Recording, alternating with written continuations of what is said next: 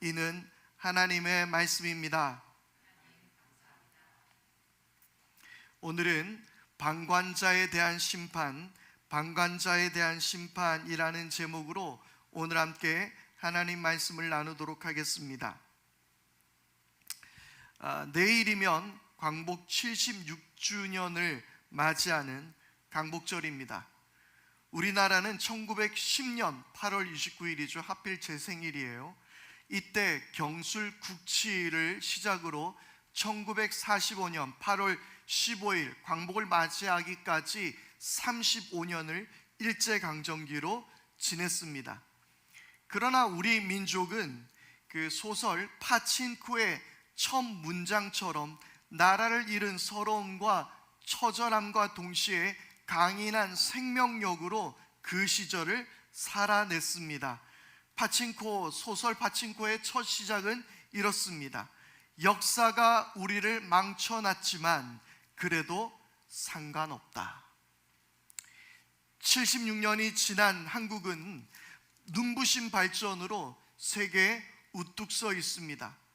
김구 선생님의 말씀처럼 문화 강국이 되어서 세계로 뻗어가고 있으며 한때 우리나라를 식민지 삼았던 일본보다 더 좋은 나라가 되어 있습니다.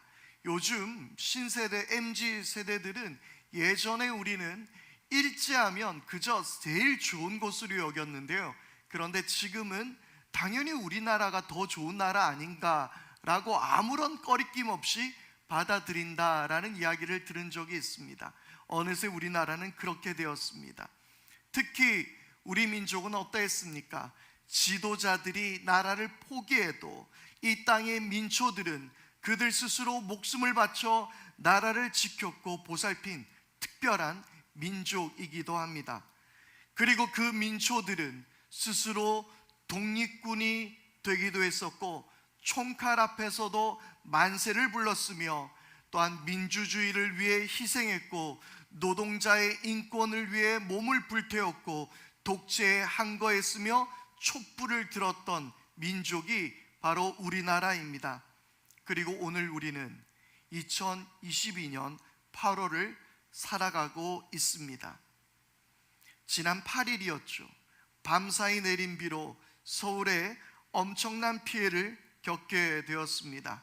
아무리 비싼 자동차라도, 땅값이 아무리 비싼 동네라도 자연 앞에서 그저 무력해지는 모습을 우리가 보았습니다.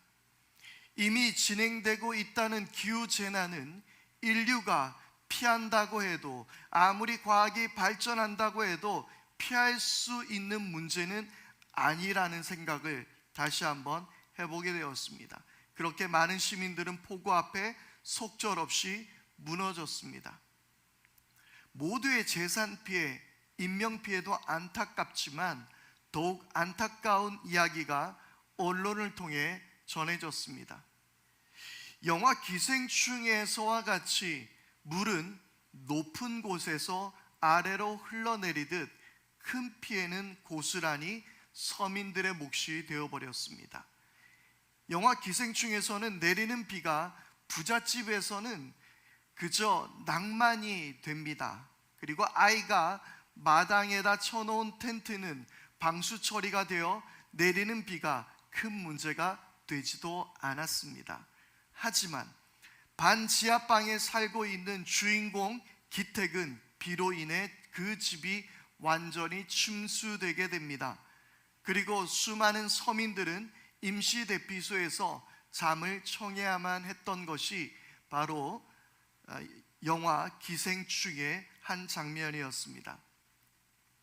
많은 분들도 언론을 통해서 들으셨겠지만 바로 반지하방에서 폭우에 미처 대피하지 못하고 생을 달리했던 세 분에 관한 이야기입니다.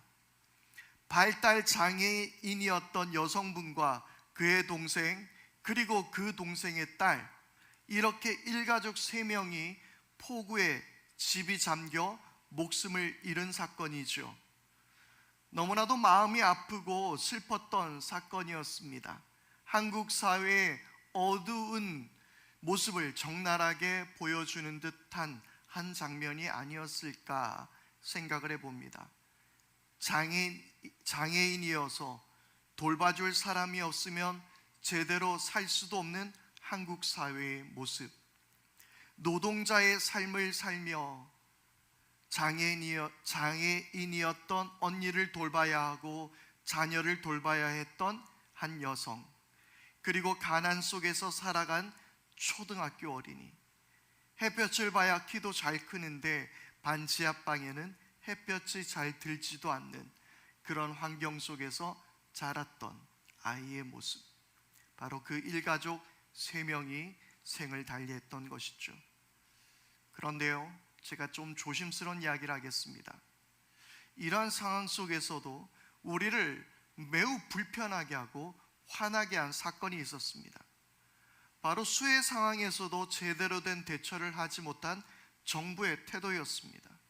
지금은 대통령의 관저가 용산 대통령실과 떨어져 있다 보니 폭우로 인해서 바로 긴급회의를 소집하지 못한 것은 어쩔 수 없다 치더라도 여전히 이 일은 아쉬움으로만 남습니다. 그러나 이런 상황을 이해한다 하더라도 그 다음날 저는 대통령실의 홍보물을 보고 아연실색할 수밖에 없었습니다. 그것은 바로 대통령과 관계자들이 폭우로 목숨을 잃은 그 신림동 반지하 현장에서 그 상황을 들여다보고 있는 사진과 함께 국민 안전이 최우선입니다 라고 적어놓은 카피 문구가 있는 홍보 포스터였습니다. 고인의 명복을 빌며 2번 다시 이런 일이 발생하지 않겠다고 사과하는 모습이 아닌 이런 사진을 이용해 홍보물로 만든 것이 저로서는 전혀 납득이 되지 않았습니다. 이 홍보 포스터로 인해서 비난의 여론이 거세지자 대통령실은 현재 그 게시물을 삭제하기도 했습니다. 그러나 저뿐만 아니라 많은 국민은 아직도 충격과 분노 속에서 이 일을 지켜보고 있었습니다. 그리고 그뿐이 아니었습니다. 여당과 야당 정치인들은 서로의 책임을 운운하며 서울시의 침수 피해를 정치적 정쟁으로만 삼으려고 하고는 한심한 모습을 지켜봐야 했습니다. 뿐만 아니죠. 어떤 정치인들은 피해 복구 현장에 나와 비가 내렸으면 사진이 더 이쁘게 나올 텐데, 더 잘 나올 수 있었을 텐데 라며 말도 안 되는 소리를 하고, 자신의 동네에는 비가 이쁘게 내려서 피해가 없었다라고 말하기도 하며, 어느 누구의 지역구라서 여기에 왔다는 둥 엉뚱한 소리만 해대는 정치인들의 모습을 또한 분노로 지켜봐야 했습니다. 아마 이 자리에 있는 몇몇 분들은 저의 이 이야기가 불편하게 들릴 수도 있을 것 같습니다. 충분히 이해합니다. 그러나 오늘 저는 이 일을 그냥 넘어갈 수는 없었습니다. 지금 2022년 8월을 살아가는 우리, 지금 이 대한민국 땅에 서 있는 우리는 이들의 죽음과 수해로 피해를 겪은 한국 사회를 바라보며, 그리고 이 한심한 정치인들을 바라보며 우리는 무엇을 해야 하는 것일까요? 그 가운데서 저는 오늘의 말씀을 들여다봤습니다. 오늘 오바댜서, 이 오바댜서는 아마 여러분들에게 익숙치 않은 생소한 성경일 것입니다. 그래도 지난주에 우리가 이 성경 전체 맥락을 함께 짚으면서 아마도 오바댜는 한번 들어보기는 했을 수도 있을 것 같습니다. 혹시 여러분 성경 잘 읽고 계십니까? 만약에 감사합니다.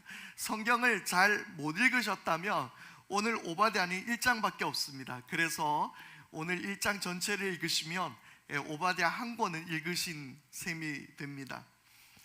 구약에서 가장 짧은 말씀, 바로 그것이 이 오바댜입니다.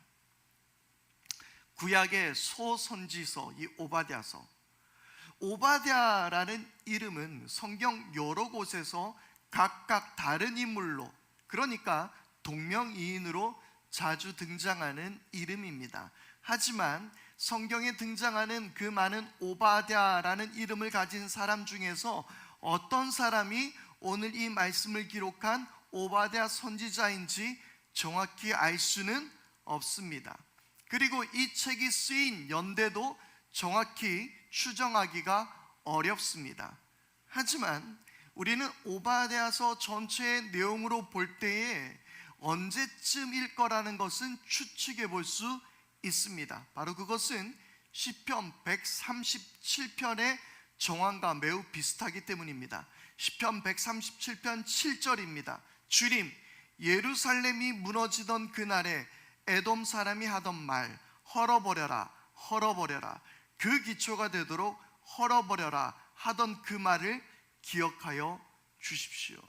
바로 예루살렘 성전이 무너지던 그날에 에돔 사람이 이 유대 땅을 바라보며 했던 그 말을 기억해 달라라고 이야기하는 것이죠. 그리고 예루살렘이 파괴된 이후 예레미야의 눈물의 고백이 담긴 예레미야 애가에서도 비슷한 내용이 나오는데요. 예레미야 애가 4장 21절에서 22절 말씀입니다. 우스 땅에 사는 딸 에돔아, 기뻐하며 즐거워할 테면 하려무나 이제 내게도 잔이 내릴 것이니 너도 별 수 없이 취하여 벌거벗을 것이다. 도성 시온아, 이제 네가 지은 죄의 형벌을 다 받았으니 주님께서 다시는 내가 사로잡혀 가지 않게 하실 것이다. 에돔의 도성아, 주님께서 내 죄악을 벌하시며 내 죄를 밝혀내실 것이다. 그렇게 성경은 예레미야 애가를 통해 기록하고 있습니다. 그래서 아마도 오바댜의 기록 연대는 바로 이 에돔 땅을 심판하는, 에돔 땅을 향한 하나님의 심판의 메시지, 그러니까 예루살렘이 파괴되고 유다가 멸망한 기원전 587년 이후라고 보고 있는 것입니다. 유다가 멸망할 때 그 멸망하는 유다를 조롱했던 에돔 사람들에 대한 심판의 메시지, 바로 그것이 오바댜서의 내용입니다. 그러면 이 오바댜에 등장하는 에돔 민족은 누구입니까? 바로 에돔은 야곱의 형제인 에서의 후손들입니다. 이삭의 아내 리브가는 쌍둥이를 임신했습니다. 그리고 그들의 태중에 있을 때부터 두 민족을 이루게 될 것이라고 하나님은 말씀하셨습니다. 제가 특별히 좋아하는 말씀이기도 한데요, 창세기 25장 23절 말씀입니다. 주님께서 그에게 대답하셨다. 두 민족이 너의 태 안에 들어있다. 너의 태 안에서 두 백성이 나뉠 것이다. 한 백성이 다른 백성보다 강할 것이다. 특별히 제가 좋아하는 구절입니다. 형이 동생을 섬길 것이다. 아멘이죠. 네. 그런 구절이 있습니다. 그러니까 리브가가 태중에서 쌍둥이를 베고 있을 때부터 두 민족이 너의 뱃속에 있다라고 말씀해 주셨던 것입니다. 에서의 후손인 에돔은 종종 역사 속에서 이스라엘을 괴롭혔습니다. 아마도 그것은 야곱의 장자권 탈취가 그 문제였던 것 같습니다. 에서가 원래 그 장자권을 소유할 수 있었지만, 그러나 야곱이 팥죽을 먹임으로써 그 장자권을 넘겨받았습니다.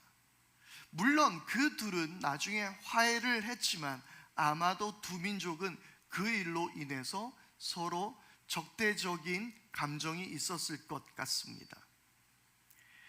이후에 보면 에돔은 이스라엘 백성이 가나안 땅으로 가던 도중 그들의 땅을 통과하게 해달라는 이스라엘의 요청을 거절하기도 했던 것이 에돔이었습니다. 그리고 사울 왕 때는 에돔과의 전쟁이 있기도 했습니다. 물론 승리를 했습니다. 그리고 나중에 에돔과의 문제에 있어서 다윗과 솔로몬 때에 바로 이 에돔을 완전히 쳐서 이스라엘에 복속시키는 그런 일들이 일어났습니다. 그러나 그 이후로 유다를 계속 괴롭히던 것이 에돔이었습니다. 우리 지난 수요일 날 함께 말씀을 나누었을 때도 에돔이 유다 땅을 공격했다라는 기록을 볼 수 있습니다. 그래서 나중에 바로 그 아마샤 왕, 그리고 우시아에 의해서 다시 에돔은 정복되게 됩니다. 그런데 오늘의 말씀은 바로 이 에돔 땅을 향한 그들의 죄를 고발하고 그들을 향한 하나님의 심판에 대해서 말하고 있습니다. 보통 성경에서 야곱을 이야기하게 될 때는 북왕국 이스라엘을 이야기하는 경우가 많이 있습니다. 그러나 본문 11절에서의 야곱은 바로 유다를 의미합니다. 남유다. 이것은 쌍둥이 형제였던 유다의 조상 야곱과 에돔 조상 에서와의 관계를 드러내기 위해서 남유다를 야곱이라고 기록한 것입니다. 우리가 11절 말씀을 함께 다시 한번 살펴보겠습니다. 네가 멀리 서서 구경만 하던 그날 이방인이 야곱의 재물을 늑탈하며 외적들이 그의 문으로 들어와서 제비를 뽑아 예루살렘을 나누어 가질 때에 너도 그들과 한패였다. 11절은 에돔이 야곱의 고통, 그러니까 남유다의 고통의 때에, 그 형제 야곱의 고통의 때에 멀리 서서 구경만 했다라고 기록하고 있습니다. 바로 이것이 에돔의 죄악이었습니다. 그리고 동시에 그랬던 너희들, 그렇게 멀리 서 있었던 너희들, 그것은 곧 그들과, 그 악한 이들과 한패라고 이야기하고 있는 것입니다. 방관하고 있는 자들, 아무것도 하지 않고 멀리 서서 바라만 보고 있는 자들, 그들을 향해서 너희는 저 악한 무리와 한패다라고 이야기합니다. 여러분, 우리는 어떻습니까? 우리의 이웃은 누구입니까? 우리의 형제는 누구입니까? 저들의 아픔과 고통 가운데 멀리 서서 방관하고 있지는 않았습니까? 우리 해븐인 교회는, 여러분은 어떠합니까? 마태복음 25장 41절에서 43절 말씀은 예수님은 이렇게 말합니다. 그때 임금은 왼쪽에 있는 사람에게도 말할 것이다. 저주받은 자들아, 내게서 떠나서 악마와 그 졸개들을 가두려고 준비한 영원한 불 속에로 들어가라. 너희는 내가 줄일 때에 먹을 것을 주지 않았고, 목마를 때에 마실 것을 주지 않았고, 나그네로 있을 때에 영접하지 않았고, 헐벗었을 때에 입을 것을 주지 않았고, 병들었을 때나 감옥에 갇혀 있을 때 찾아주지 않았다. 예수님은 가난한 이들에게 먹을 것을 주지 않고, 저들이 목마를 때 마실 것을 주지 않고, 영접하지 않고, 헐벗었을 때 입을 것을 주지 않았던, 멀리 서서 바라만 보고 구경만 하던 이들을 향해서 심판이 너희들 가운데 있을 것이라고 말하고 있습니다.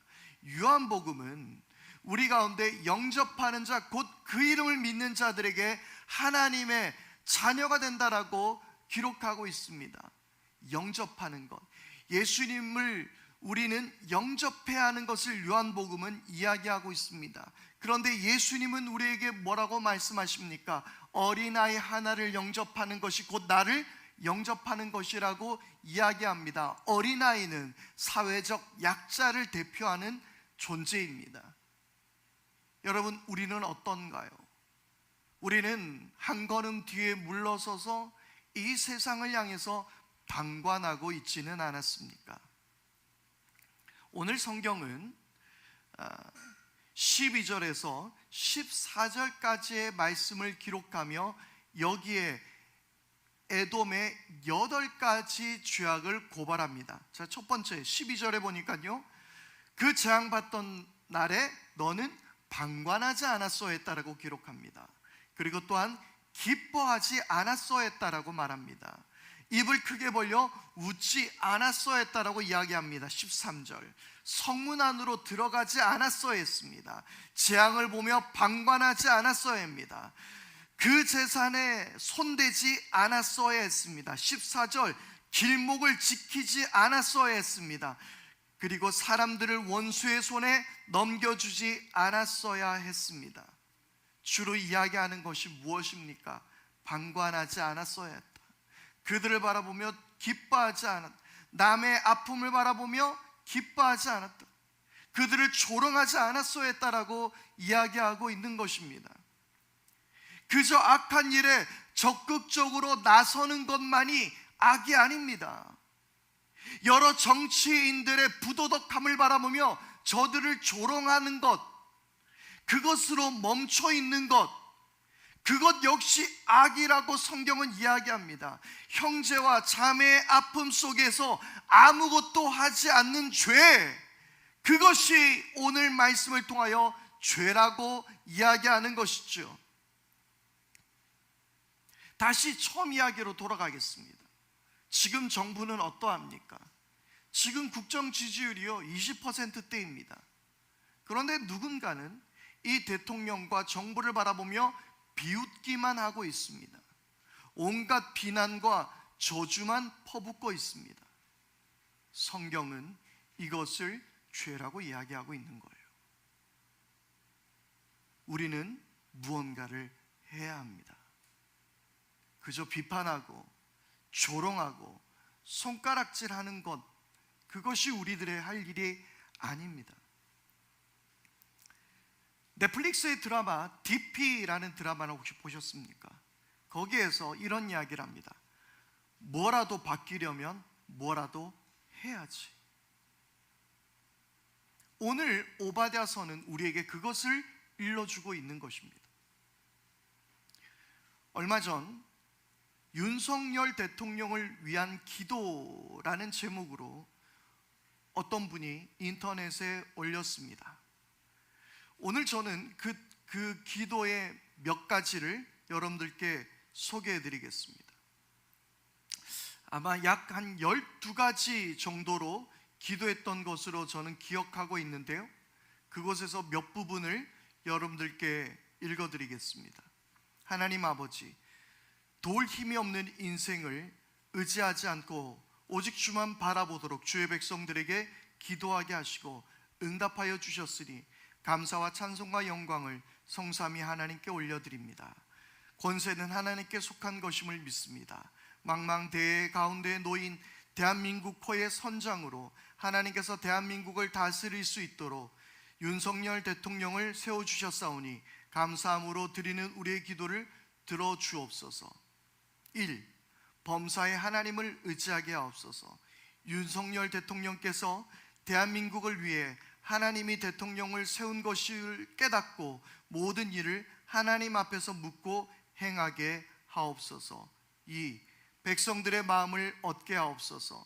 백성들의 마음을 움직여 주셔서 대통령을 믿고 따르게 하옵소서. 대통령을 중심하여 사분오열된 정치 지도자들과 백성이 하나가 되게 하옵소서. 3. 메멘토 모리를 기억하게 하옵소서. 당선이 된 처음부터 임기가 끝날 때까지 권력에 취하지 않고, 메멘토 모리, 그러니까 언젠가는 죽는다라는 의미죠. 메멘토 모리를 기억하게 하옵소서. 행한 모든 일에 심판이 있음을 알게 하시어 지혜와 명철함으로 섬기게 하옵소서. 4. 백성을 사랑하는 아버지의 마음을 주옵소서.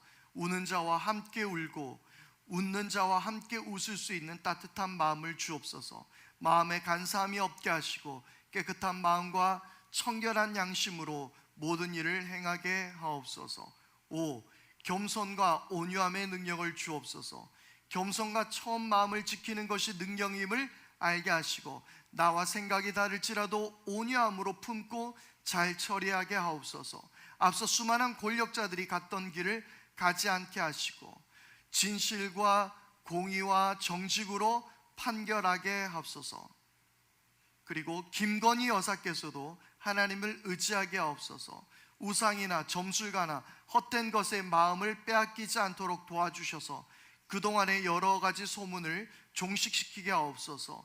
국민들에게 존귀하게 여김을 받는 영부인이 되도록 은혜를 베풀어 주옵소서. 국내외적으로 잘 감당할 지혜와 총명과 품격을 주옵소서. 이런 것들이 이 기도의 내용이었습니다. 여러분, 이 기도에 대해서 어떻게 생각하십니까? 물론 이 기도 전체적인 내용을 봤을 때에 제가 수긍할 수 있는 기도도 있었고 아닌 것들도 있었습니다. 한편으로는 야, 이거 은근히 뒤돌려서 대통령을 가고 있는 건 아닌가 라는 생각도 했었습니다. 그러나 여러분, 오늘 지금 2025년 8월을 살아가는 우리가 해야 할 기도입니다. 우리가 손가락질하고 비판하고 판단하는 것이 아니라 우리는 지금 이 민족을 위하여, 그리고 윤석열 대통령을 위하여 기도해야 될 때입니다. 저는 매일 새벽마다 윤석열 대통령과 정부를 위해서 기도합니다. 여러분, 우리가 역사의 방관자로서 구경하고 있지 않아야 하는 것은 오늘 오바댜서의 말씀이 우리에게 그렇게 말하고 있기 때문입니다. 광복 76주년입니다.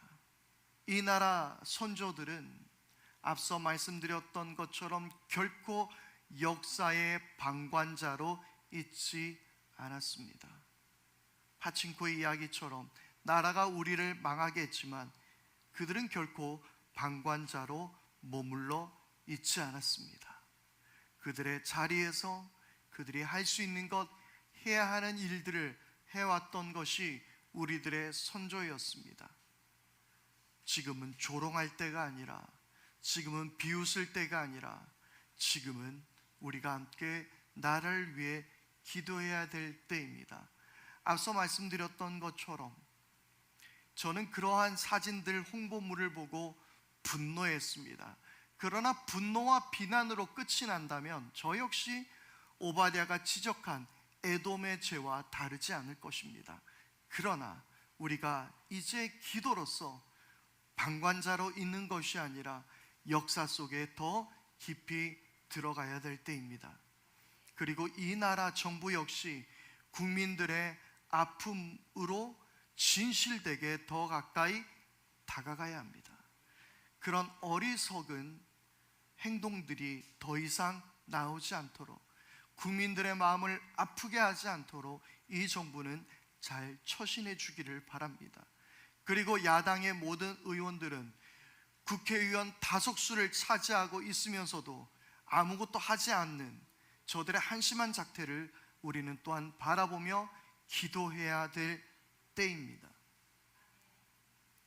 저는 목사로서, 목회자로서 칼 바르트의, 신학자 칼 바르트의 말대로 편안한 침묵보다는 불편한 외침을 선택하려 합니다.